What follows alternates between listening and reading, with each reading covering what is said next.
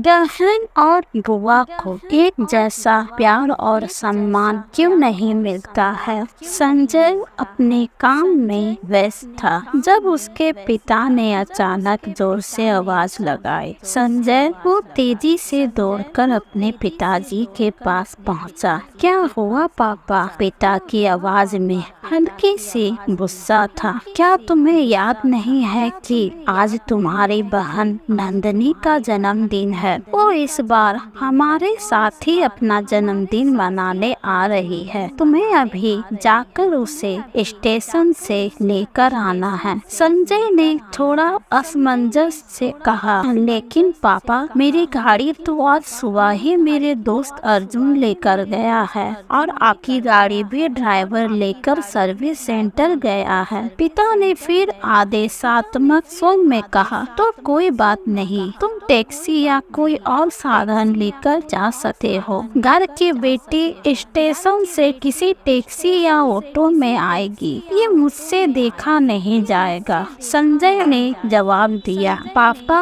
नंदिनी बच्ची नहीं है, वो खुद टैक्सी या ऑटो से आराम से आ जाएगी, उसे क्या परेशानी होगी। यह सुनकर पिताजी आंखों में हल्की सी नाराजगी झलक उठी। तुम्हें शर्म नहीं आती? ऐसी बात करते हुए घर में गाड़ियाँ होते हुए भी घर की बेटी को ऑटो से आना पड़े, ये तुम्हारे लिए ठीक है? नंदनी ने तुम्हारा कितना ख्याल रखा है और आज तुम ये सब कह रहे हो। संजय ने अपनी आंखें नीचे करते हुए कहा, पापा वो अब शादीशुदा है, वो अब इस घर की नहीं रही और इस घर पर मेरा हक है। बस यह सुनते ही पिता का चेहरा लाल हो गया। वो अपनी बेटी पर ऐसा व्यवहार देखकर हैरान थे। अचानक उन्होंने अपना हाथ उठाया और संजय को थप्पड़ मार दिया। संजय का चेहरा हैरानी और गुस्से से भर गया। तभी उसकी माँ कमरे में आई और तुरंत बीच बचाव करते हुए बोली, आपको क्या हो गया है?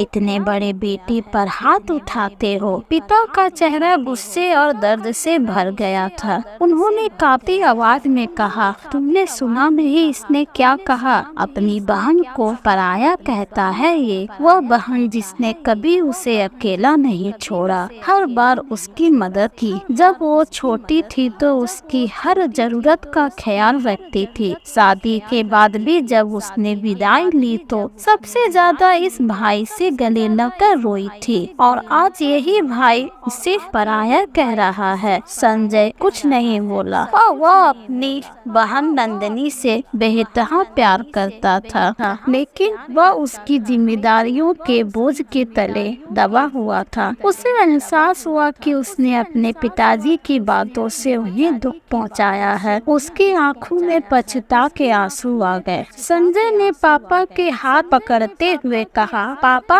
आप सभी कह रहे हैं मैं गलती कर रहा था, लेकिन क्या आप ये बात बता सकते हैं कि बुआ जो आपकी बहन है वो जब इस घर आई आपने कभी उसे गाड़ी लेकर लाने की कोशिश क्यों नहीं की? पिता चौंक गए। बुआ भी इसी घर से विदा हुई थी, वह भी इसी परिवार का हिस्सा है, तो फिर उनकी और नंदनी की अहमियत में क्या फर्क है? बुआ जब तंगी में होती थी तब भी आपने उन्हें ऑटो में आने दिया। आपने कभी सोचा कि उनकी भी यही अहमियत होनी चाहिए जो नंदनी की है? पिता के चेहरे पर अचानक शर्मिंदगी और दुख की परछाई आ गई। वह खुद भी यह सोचने लगे कि क्यों उन्होंने अपनी बहन को वह इज्जत और अहमियत नहीं दी जो वह देती आ रही थी। वह समझ गए कि उनका बेटा आज उन्हें एक सबक सिखा गया है। तभी बाहर गाड़ी की आवाज आई। नंदनी घर पहुंच चुकी थी। वह दौड़ते हुए आई और पापा मम्मी के गले लग गई। उसकी खुशी में कोई कमी नहीं थी, लेकिन जब उसने पापा के आंखों में आंसू देखे तो वह चिंतित हो गई। क्या हुआ पापा? पिता ने मुस्कुराते हुए कहा, तुम्हारा भाई आज मुझसे भी बड़ा हो गया है। उसने मुझे सिखाया कि रिश्तों की अहमियत हर किसी के लिए बराबर होनी चाहिए। नंदनी मुस्कुराते हुए बोली, अरे आप सब ठीक है ना? ये क्या बातें हो रही है? और हाँ, वो नई गाड़ी जो आपने कल खरीदी थी ना, वह मुझे मुझे बहुत पसंद आई है, इसलिए मैंने खुद ही ड्राइव करके आने का फैसला किया।